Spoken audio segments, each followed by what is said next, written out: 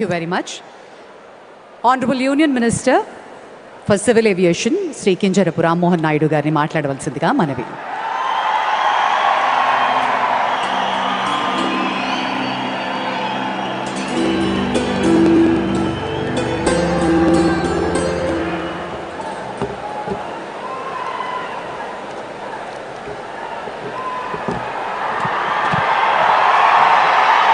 అందరికీ నమస్కారం.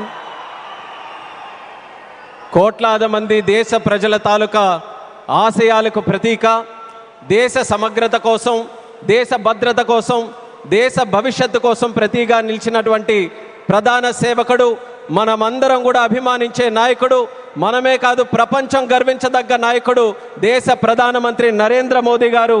అలాగే విజనరీ నాయకుడు, నవ్యాంధ్రప్రదేశ్ నిర్మాత మన ప్రియతమ ముఖ్యమంత్రి వర్యులు నారా చంద్రబాబు నాయుడు గారు.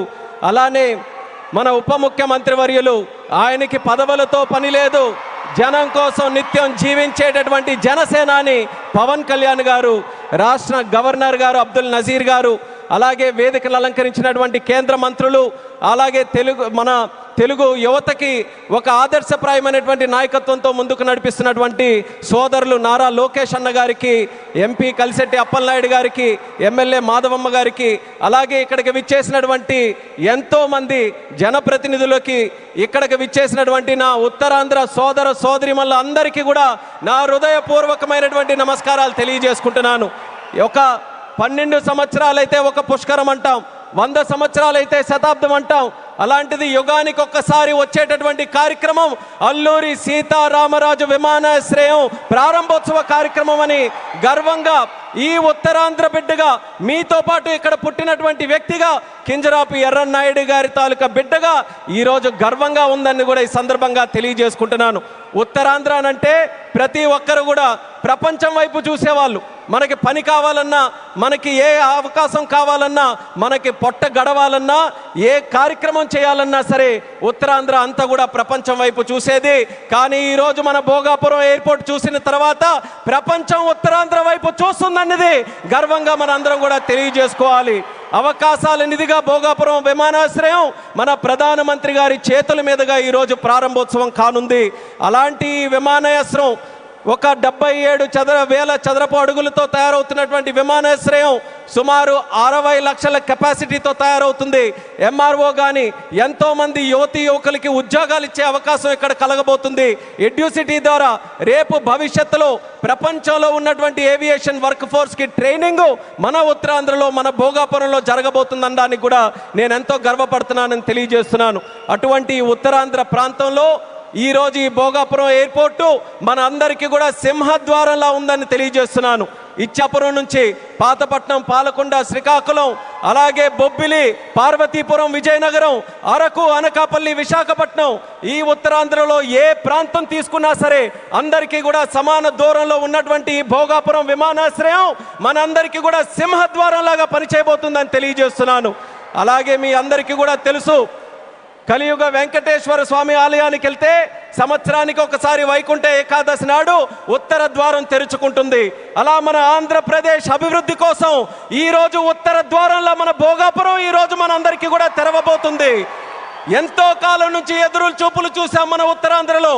ఆఖరికి గతంలో మీరు చూసుకుంటే కొంతమంది నాయకులు దీన్ని కించపరుస్తూ, విమర్శిస్తూ, ఈ ప్రాంతాన్ని కించపరుస్తూ ఎయిర్ బస్సు కూడా తిరగని ప్రాంతమని వెక్కిలి నవ్వులు నడిచారు.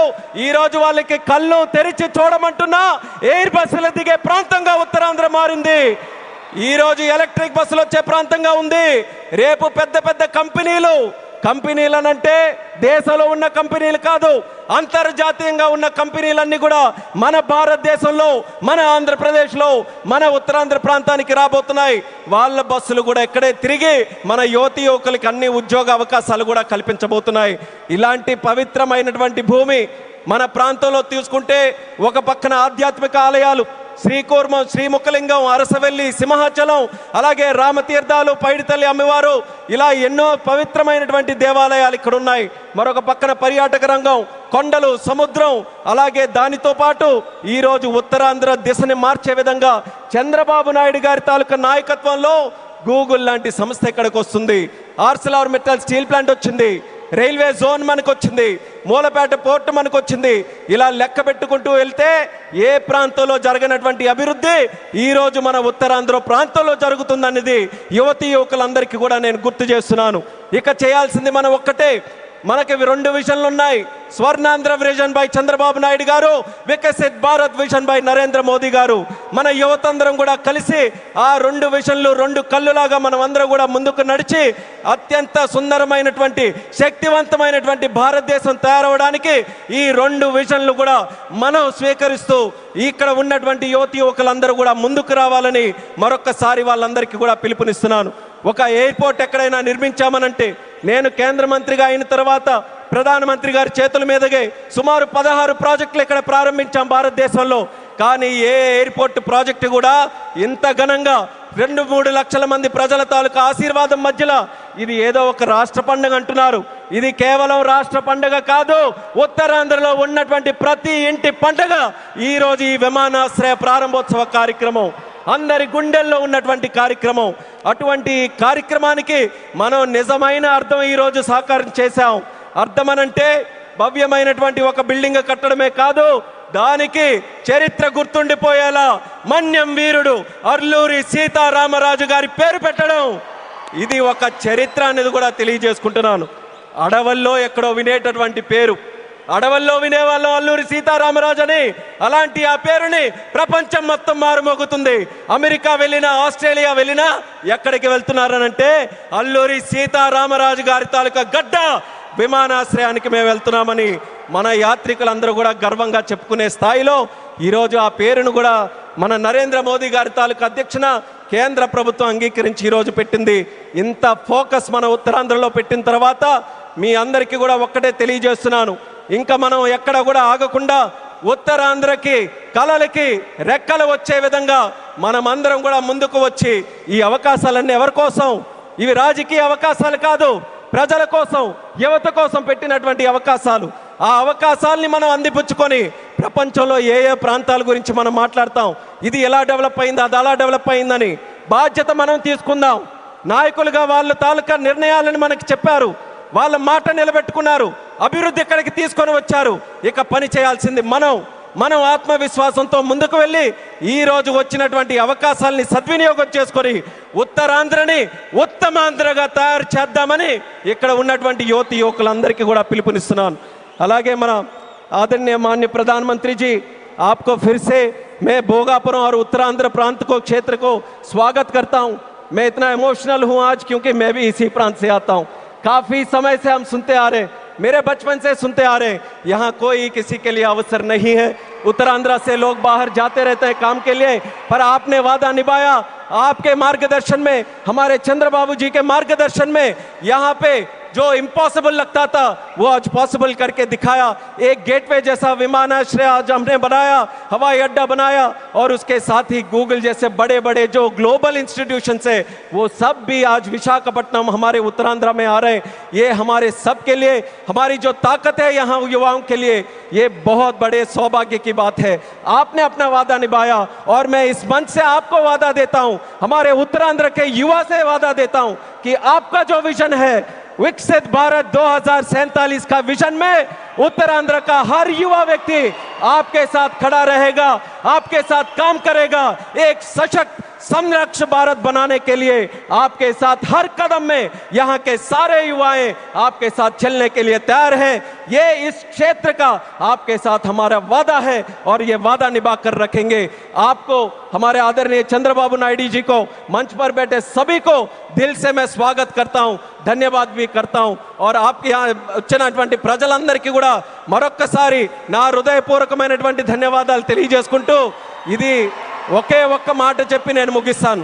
భోగాపురం ఎయిర్పోర్ట్ ఈరోజు మనందరికీ కూడా చాలా గర్వంగా ఉంది, కానీ చరిత్రలో ఎప్పుడు కూడా నిలిచిపోయి ఉండాలి, గుర్తు కూడా పెట్టుకోవాలి. ఈ భోగాపురం విత్తనం వేసింది ఒకే ఒక్క నాయకుడు, నారా చంద్రబాబు నాయుడు గారని మళ్ళీ మళ్ళీ గుర్తు చేస్తున్నాను. 2014లో విభజించిన ఆంధ్రప్రదేశ్కి ఆయన ముఖ్యమంత్రి అయితే ఆయన ఈ ఉత్తరాంధ్ర ప్రాంతానికి గ్రోత్ ఇంజన్గా తయారు చేయాలనంటే ఇక్కడ విమానాశ్రయం పెట్టాలని మొట్టమొదటిగా ఆయన ఇచ్చేస్తే ఆ రోజు ఉత్తరాంధ్ర బిడ్డగా కేంద్ర మంత్రిగా అశోక్ గజపతిరాజు గారు ఉన్నారు, ప్రధానమంత్రిగా నరేంద్ర మోదీ గారే ఉన్నారు. ఆ రోజు ప్రారంభించాం.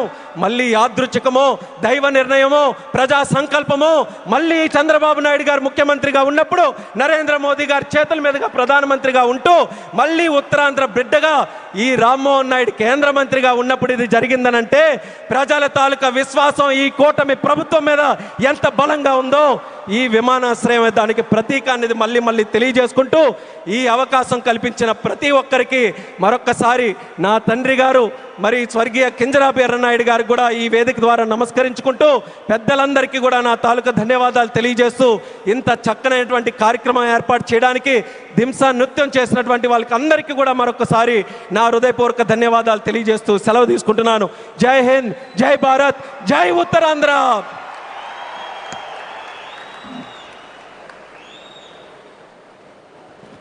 Thank you sir, thank you very much.